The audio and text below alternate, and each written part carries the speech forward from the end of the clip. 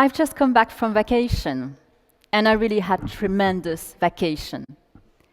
We went to California with my husband and my 2 kids, and we swapped houses with an American family. And it was so nice experience. We get to know their way of living, we get to know their friends, their family, and it's so rich experience for both families. And I must say that after such exciting holidays, it's always pretty hard to come back to work. But what really enabled this transition, what make it smoother, are really the colleagues. I was really glad to see my colleagues again, just share a cup of coffee with them, have lunch with them, and I was really excited to share all the very nice things that I did during my vacation. And also learn from them, learn from what they did during their vacation. But this simple, important, and inclusive moment, some of us do not want to share it. Some of us avoid this moment, or even run away from it. Can you just imagine coming back from holidays, seeing all your colleagues happy to share their vacation, and you paying attention at every single word you pronounce, in case there is a he or a she in the sentence? Or even inventing a new life with your imaginary wife or husband. I'm talking about our LGBT colleagues, lesbian, gay, bisexual, transgender colleagues, who are not officially out in the company, who do not want to reveal their homosexuality at work. I remember Christoph, one of my former managers in another company. Christoph was in this case. He didn't want to reveal his homosexuality at work. So when we were back from holidays, or even from a weekend, he was running away from coffee machine. He didn't want to share anything private. And the team spirit really reflected that. We were a very professional HR team, but we never shared anything private. Our team meetings were always around deliverables, KPIs, and very professional topics. 2 years ago, an LGBT association approached me in Lyon and proposed that we sign a non-discrimination charter for LGBT employees. The aim of this charter was to make sure that we have an inclusive environment at work, to support our colleagues, our LGBT colleagues, if they are discriminated, and to make sure that we have an equitable treatment for every employee, whatever their sexual orientation is. I wasn't too long to take my decision. I thought that this was absolutely in line with our diversity and inclusiveness strategy in Volvo. And also that this was a topic that had not been tackled yet. So I went to Paris, signed this charter with other major global and very engaged companies like IBM, Total, Areva, Casino, the supermarket stores, Accenture. And I must say that this evening was very emotional. And when hearing all the testimonies, I really thought that we did a step in Volvo when it comes to diversity and inclusiveness. So I went back to Lyon, and I had the opportunity to meet with Vehicle Network. Vehicle is the LGBT employee network in Volvo. And This network is quite private, since a lot of its members are not officially out in the company. But the fact that I signed this charter made me an ally, so they accepted to spend some time with me. So I spent 2 hours with them, and I learned a lot. I remember having a discussion with Max. Max is not officially out in the company, and he told me that a few years ago, his partner had a disease.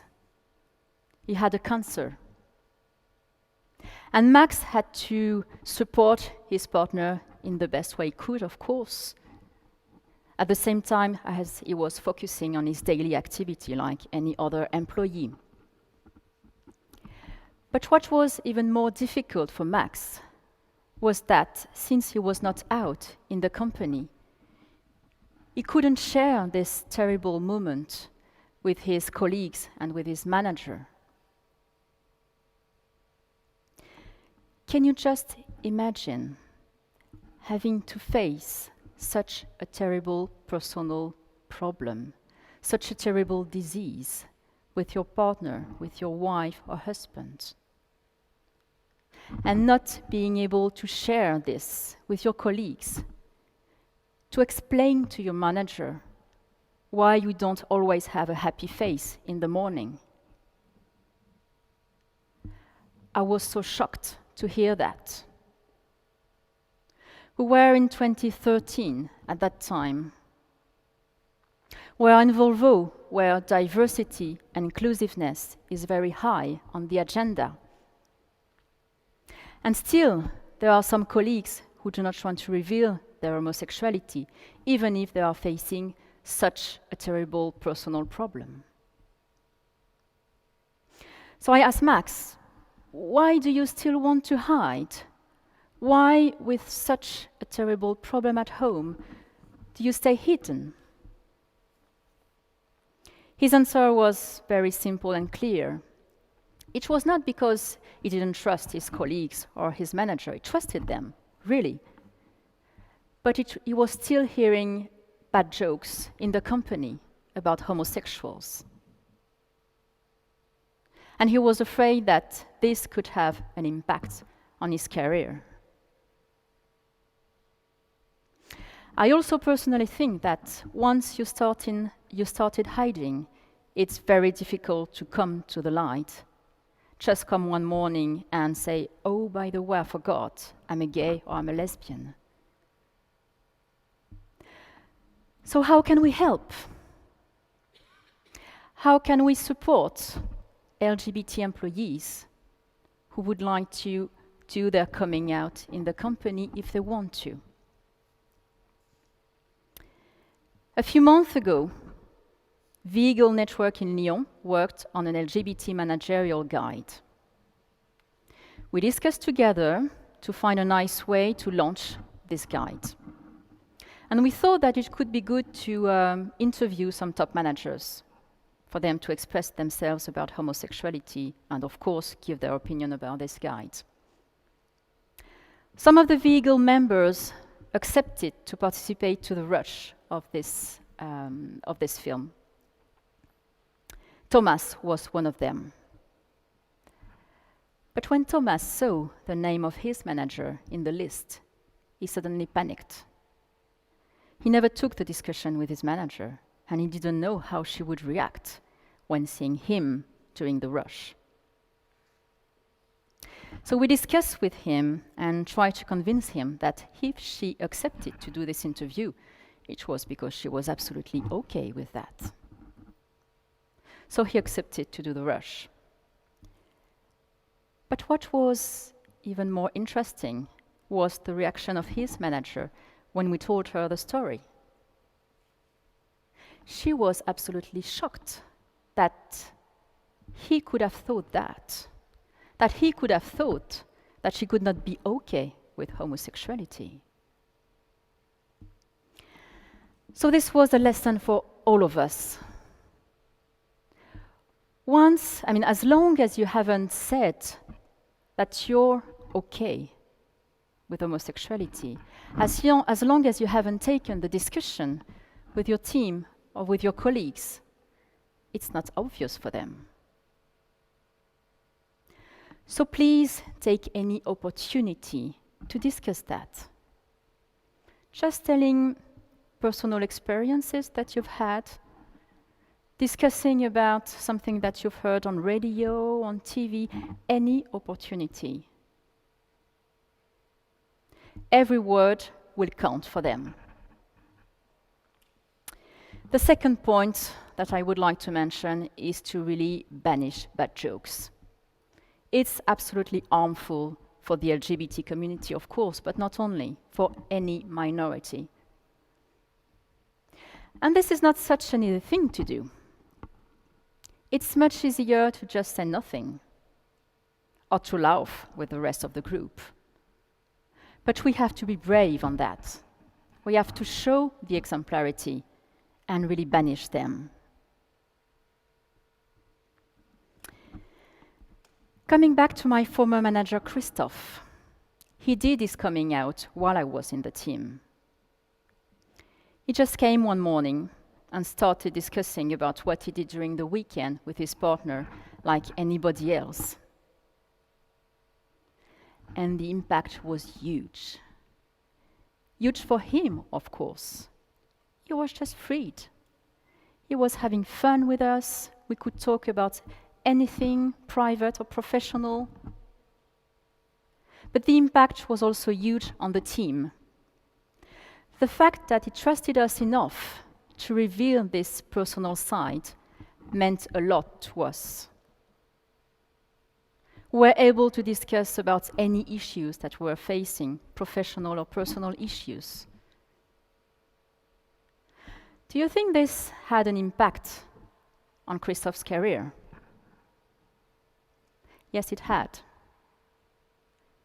Christophe was promoted a few months later. Of course, not because we knew that he was homosexual, but because this revelation really freed his potential. He was more aligned with himself. He was more confident, more open.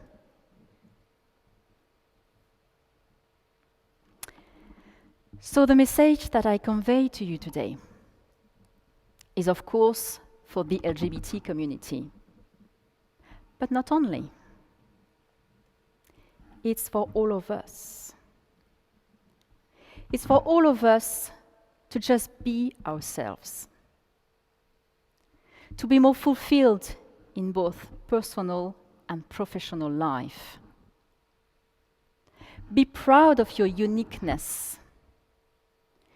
Respect and trust yourself as much as you respect and trust others. Thank you.